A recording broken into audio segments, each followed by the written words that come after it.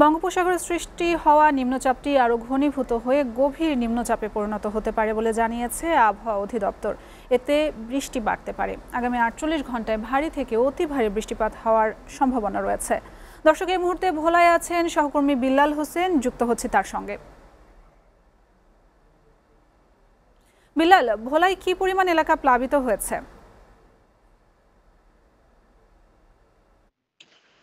ধন্যবাদ আপনাকে। গত ২ দিন ধরেই কিন্তু ঘূর্ণিঝড়ের প্রভাবে ভোলায় ঝড়ো বাতাস বইছে। অনেক বৃষ্টি হচ্ছে। মাঝে মাঝে মানে এত বৃষ্টি হচ্ছে যে মানুষ দাঁড়িয়ে থাকাও মানে অসম্ভব হয়ে পড়ছে।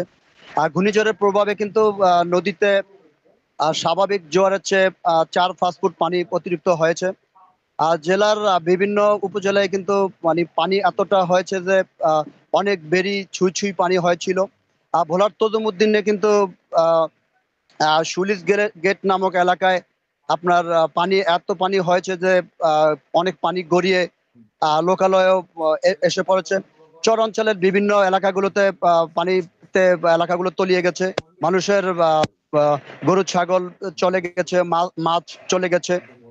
তো যদি ভোলা মানুষ মানে এটাই আশঙ্কা করছে যে যদি এর চেয়ে বেশি আরো ঝড় হয়, আরো বেশি বৃষ্টি হয়, তাহলে বড় ধরনের দুর্ঘটনা ঘটতে পারে।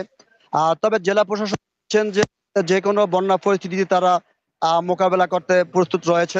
তো ভোলায় কিন্তু নদীতে নৌযান চলাচল বন্ধ রয়েছে, লঞ্চ চলাচল বন্ধ রয়েছে, ফেরি চলাচল বন্ধ রয়েছে। তো ভোলা থেকে ঘূর্ণিঝড় পরিস্থিতি